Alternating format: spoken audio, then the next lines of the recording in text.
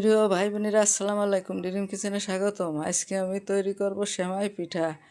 চালের গুঁড়া, প্রথমে চালের গুঁড়া সেদ্ধ করে নিয়ে সেমাই পিঠা ভালো করে চালের গুঁড়াটা ছিনে নিয়ে সেমাই পিঠা তৈরি করব।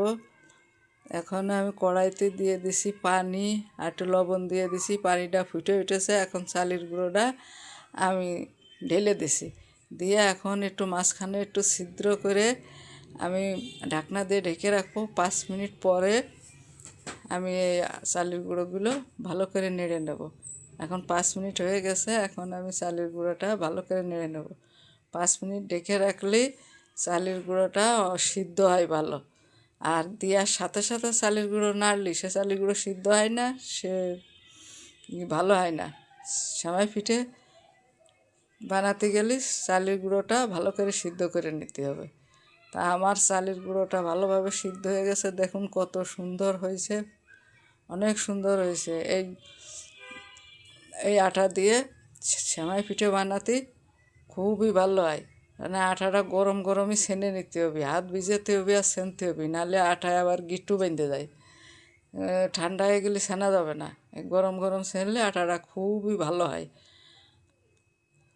এভাবে আমি আটাগুলো ভালো করে ছেনে নেব, একটু হাত ভিজাবো আর হাত ভিজাবো আর ছানবো। এইভাবে আটাটা খুব ভালোভাবে মথে নিতে হবে, তাহলে আটাটা সেমাই পিঠে কাটতে অনেক ভালো হবে।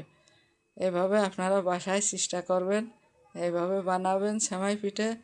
আর খাঁটি গুড় দিয়ে আর দুধ দিয়ে রান্না করলে খাতে বিশাল মজা হয়।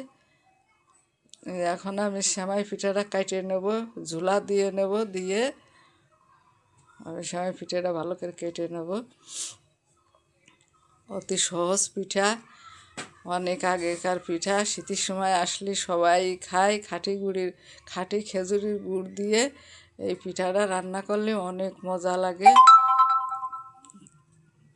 তা আমি এখন বানিয়ে এনেছে যে এইভাবে কাটতে হবে, সেমাইটা এইভাবে কেটে নিতে হবে। অতি সহজ, ফস করে এই পিঠে বানানো হয়ে যায়, রান্নাও তাড়াতাড়ি হয়ে যায়। খুবই ভালো একটা পিঠা, তাড়াতাড়ি করে হয়ে যায়। এই যে আমি বানাচ্ছি, আমার সেমাই পিঠাগুলো সব কাটা হয়ে গেছে, এক এক করে অল্প করেই বানিয়ে নিছি। সবগুলো পিঠা আমার হয়ে গেছে। এখন আমি চলে যাবো চুলায়, ভালো করে দুধটা জাল দিয়ে গাঢ় করে নিয়ে ওর ভিতরে একটু খেজুরির গুড় দিয়ে আমি পিঠাটা ভালো করে রান্না করে নেব।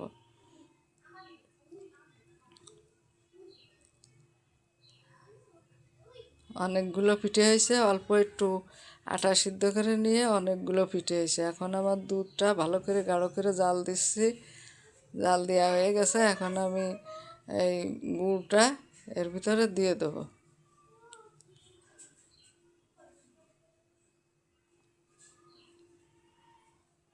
খেজুরের গুড় এটা দিয়ে আর অনেক করে দুধ দিয়ে সেমাইটা রান্না করলে খুবই একটা মজাদার খাবার হয়, খুবই মজাদার।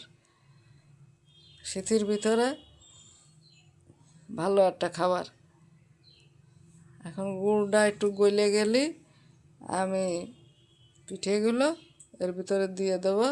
এই সেমাই পিঠে এগুলো হয়েছে এক বাটি, এর ভিতরে দিয়ে একটু নেড়ে ছেড়ে যখনই বলক আসবে তখনই নামিয়ে নিতে হবে, নাহলে বেশি জ্বালালি পিঠেগুলো ভেঙে যাবে, নষ্ট হয়ে যাবে। অল্প করে একটু নেড়ে ছেড়ে নিয়ে যখন একটা বলক আসবে তখনই নামিয়ে নিতে হবে। এভাবে পিঠেগুলো আমি রান্না করে নেব। আপনারাও বাসায় চেষ্টা করবেন এভাবে বানানোর, একবার খাইয়ে দেখবেন বানিয়ে, অনেক মজা। হয়ে গেছে আমার পিঠা, এখন আমি নামিয়ে নেব। আমার সেমাই পিঠা রেডি।